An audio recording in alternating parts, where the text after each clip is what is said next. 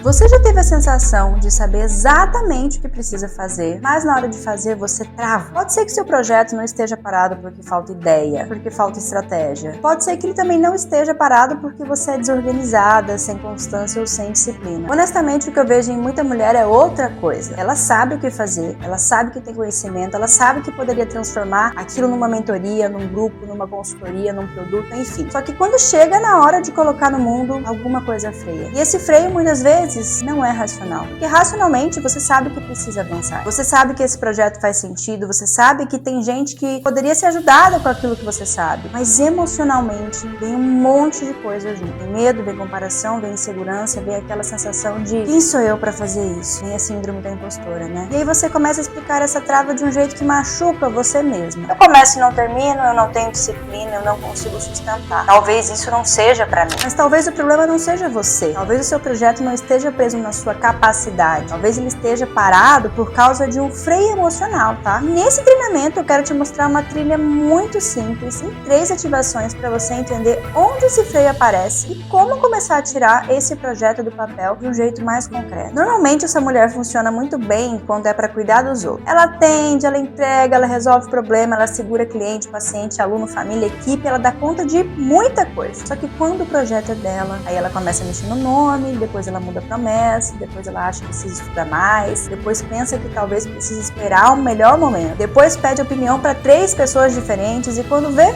já passou mais de um mês. E assim, eu não tô falando isso julgando não, tá? Porque esse padrão é muito comum, só que tem um ponto muito importante. Às vezes parece que ela tá trabalhando no projeto, mas ela tá evitando a parte em que ela precisa existir de verdade. Ela organiza, ela reorganiza, ela planeja, ela recomeça, mas não coloca em pronto. E aí entra uma coisa muito forte que é a síndrome da impostora. Ela aparece quando você começa a pensar: será que eu sou boa o suficiente? Será que eu posso cobrar por isso? Será que alguém vai perceber que eu não sei tanto assim? Será que tem gente muito melhor do que eu fazendo a mesma coisa? Será que eu estou me colocando num lugar maior do que eu deveria? E olha como isso é cruel. A mulher tem repertório, ela tem vivência, ela tem cliente, ela tem resultado, ela tem bagagem, mas por dentro ela se sente uma fraude. Então ela faz o quê? Ela adia. Porque enquanto o projeto tá só aqui, ó, dentro da cabeça, ninguém julga, ninguém questiona, ninguém recusa, ninguém compara. Só que ele também não vira nada. Não vira renda, não vira cliente, não vira posicionamento. Não vira uma nova fase. E é isso que eu chamo de freio emocional. Não é falta de capacidade. É uma trava interna que segura você exatamente na hora em que você precisa ocupar mais espaço. A síndrome da impostora, ela aparece nos materiais como uma dor central ligada à comparação, medo, julgamento e sensação de fraude. Em mulheres que já têm competência, mas travam ao se posicionar. Por isso, a trilha que eu uso não começa com mais uma lista gigante de coisas para você fazer, tá? Porque se fosse só a lista, eu já teria feito, né? A gente trabalha com o que eu chamo de método das 3 ativações: diagnóstico emocional, ativação do poder pessoal e execução supervisionada. E o ponto aqui é muito simples. Não adianta só acolher e não executar. Mas também não adianta só cobrar a execução de uma mulher que está travada por dentro. Tem que fazer os dois. Você precisa entender o freio emocional e ter acompanhamento na execução para você não largar de novo no meio do caminho. A primeira ativação é o diagnóstico emocional. Aqui a gente vai olhar para uma pergunta bem objetiva. O que realmente está te freando? Por que muitas vezes a mulher chega achando que o problema é a organização, mas quando a gente vai olhar, não é só a organização. É medo de errar, medo de se comprometer, medo de ser julgada, medo de cobrar, medo de sustentar. Medo de dar certo também, porque se der certo ela vai precisar ocupar um lugar novo. E a síndrome da impostora entra muito aqui, porque ela faz você duvidar justamente daquilo que você já construiu. Você já sabe, mas sente que não sabe o suficiente. Você já ajudou muitas pessoas, mas acha que foi pouco. Você já tem experiência, mas compara com alguém que parece mais pronto. Você já poderia começar, mas fica esperando uma autorização, e deixa eu te falar, ninguém vai te dar. Isso muda tudo, porque enquanto você acha que é preguiça, você tenta se imprimir. Você fala, agora vai,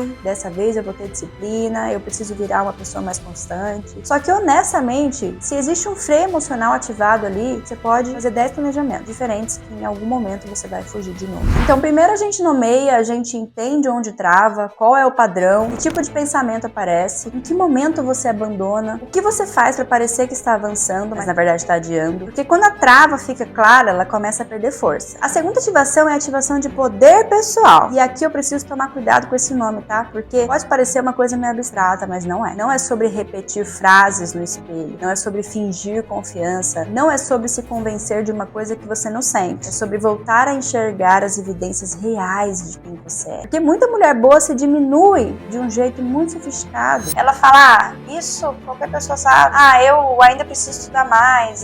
Mas tem gente muito melhor do que eu. Ah, mas quem sou eu para ensinar isso aqui? Ah, mas eu não sou uma referência ainda. Só que quando você olha com honestidade, ela já ajudou pessoas, ela já resolveu problemas, ela já sustentou processos, ela já tem repertório, ela já tem experiência, ela só não tá conseguindo transformar isso em uma estrutura clara. E aqui a gente precisa mexer diretamente na comparação, porque a síndrome da impostora, ela se alimenta muito da comparação. Você olha para uma pessoa, tá em um outro momento, com outra história, com outro repertório, outra estrutura e usa aquilo como prova de que você não está pronto. Mas às vezes a outra pessoa não é melhor do que você, ela só tem menos freio emocional, ela só se autorizou antes. Então nessa ativação a gente organiza a sua segurança interna. Você começa a entender o que você sabe, o que você entrega, qual o seu diferencial de verdade e que tipo de projeto faz sentido sair de você. Porque se você tenta construir um projeto copiando a forma de outra pessoa, você trava ainda mais. Agora, quando o projeto começa a ter mais a sua cara, ele fica mais possível. Ele não fica perfeito, mas ele fica possível. E possível é o que faz a pessoa sair do lugar. A terceira ativação é execução supervisionada. E aqui sim é onde eu realmente pego no seu pé. Porque entender a trava é importante, se reconhecer também é importante, mas se isso não virar ação, vira só mais uma camada de consciência e não muda a vida prática. Então aqui tem tarefa, tem prazo, tem combinado, tem check-in. Você vai fazer isso e me avisar quando estiver pronto. E eu sei que isso parece simples, mas é justamente o simples que muita mulher não consegue sustentar sozinha. Porque quando ela está sozinha, ela negocia, ela fala: amanhã eu faço, depois, semana que vem eu começo, depois, deixa eu só ajustar mais uma coisa aqui, depois agora eu não tô no momento bom, e aí o projeto volta pra gaveta. Na execução supervisionada, a lógica é outra. A gente quebra o projeto em entregas pequenas. Você faz uma, me manda, a gente ajusta, você faz a próxima, e assim o projeto começa a ganhar o quê? Corpo. Não com aquela fantasia de sair tudo perfeito, mas com movimento real. Porque projeto parado não melhora, projeto em movimento melhora. E muitas vezes a mulher não precisa de mais pressão, ela precisa de uma cobrança certa, uma cobrança que não humilha, mas também não deixa ela se enganar. É aquele pegar no pé com cuidado, tá? Porque eu sei que o seu freio emocional aparece toda vez que você chega perto de colocar o seu projeto no mundo. Eu não vou fingir que você só precisa de motivação. Você precisa de direção, tarefa e acompanhamento. Se você quiser começar de um jeito bem simples, faz isso nos próximos 7 dias. Dia 1. Escreve uma frase. Qual é o projeto que você está adiando? Não é para deixar bonito, não precisa explicar demais, só escreve. Quero criar uma mentoria sobre isso. Eu quero montar um grupo para esse tipo de mulher. Eu quero transformar o que eu faço no individual em uma estrutura. Eu quero vender uma consultoria sobre esse problema. Escreve,